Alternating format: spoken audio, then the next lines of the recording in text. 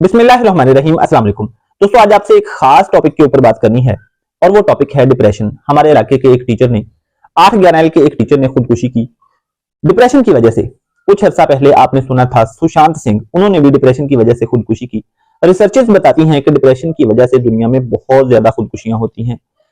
बर्तानिया में mental health को, depression का ताल्लुक चूंकि मेंटल हेल्थ से है, बर्तानिया में मेंटल हेल्थ को एक सब्जेक्ट के तौर पर आप अंदाजा करें ये कितनी अहम चीज है। डिप्रेशन के बारे में बात करना, जहनी सेहत के बारे में बात करना, हमारे यहाँ इस बारे में बात ही नहीं की जाती। लोग शर्माते हैं एक दूसरे को बताते हुए कि लोग समझेंगे कि ये जहनी मरीज है।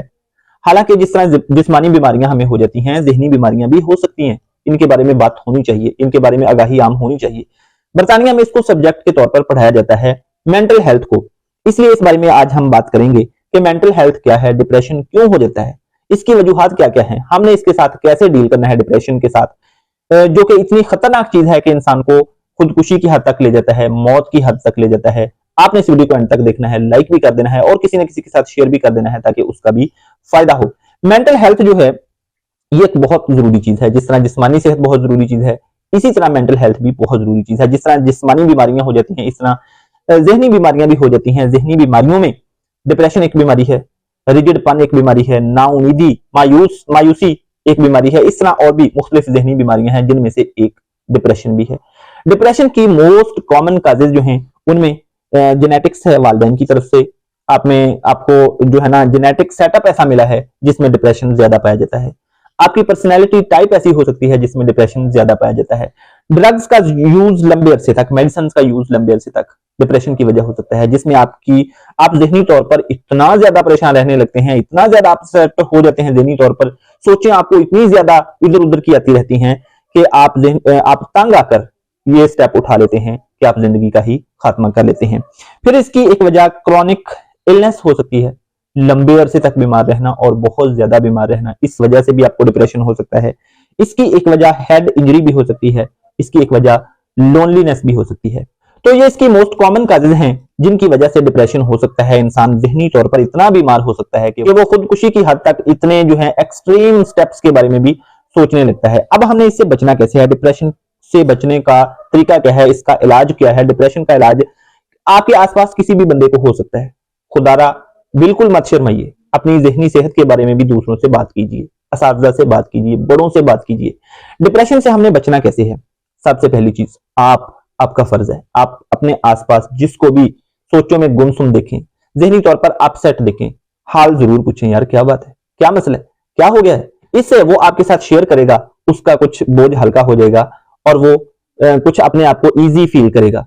इसलिए आपने दूसरों का ख्याल रखना है।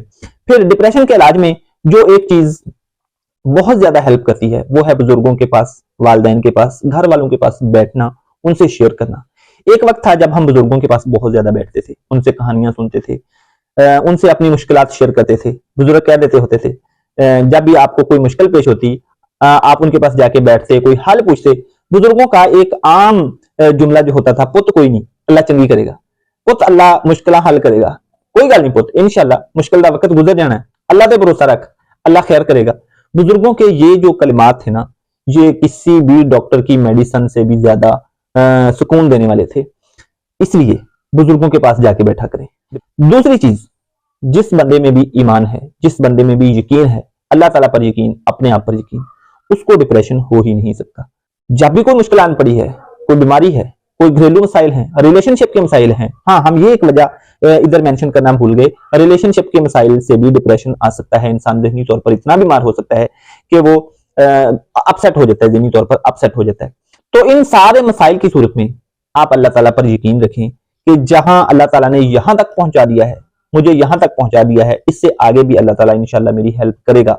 जहां जिंदगी में इतने इतने मकामात पर अल्लाह ताला ने मेरी हेल्प की, आगे भी अल्लाह ताला मेरी हेल्प करेगा। अल्लाह ताला पर यकीन रखें, अपने आप पर यकीन रखें कि अल्लाह ताला ने मुझे पैदा किया है, ऐसे ही तो नहीं पैदा किया, मैं ऐसे ही तो नहीं हार मानने वाला। अपने आप पर यकीन रखें, अल्लाह ताला पर यकीन रखें कि इंशाल्लाह इसमें कोई मसलहत ही होगी, इसमें कोई ये इस आजमाइश में कोई बेहतरी ही होगी।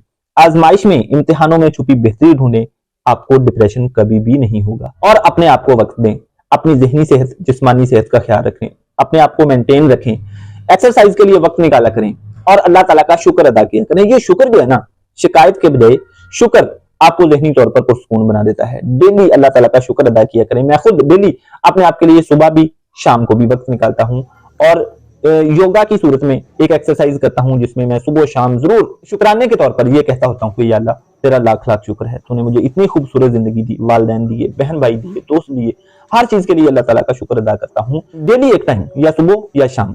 इसलिए आप भी अपने आप के लिए वक्त निकाला करें। झूठ बोलते हैं वो लोग जो कहते हैं जी काम बहुत है जी, वक्त नहीं निकाला जाता एक्सरसाइज के लिए। बीमार होकर बिस्तर पर पड़ने के लिए हमारे पास टाइम निकल आता है, लेकिन डेली थोड़ा थोड़ा टाइम अपनी सेहत के लिए, अपने आप को मेंटेन रखने के लिए ये हम नहीं निकालते। इसलिए बुजुर्गों के पास बैठा करें, अपने आप के लिए टाइम निकाला करें, अल्लाह ताला को याद किया करें। अल्लाह ताला की याद में दिलों का सुकून है। अल्लाह ताला को याद किया करें।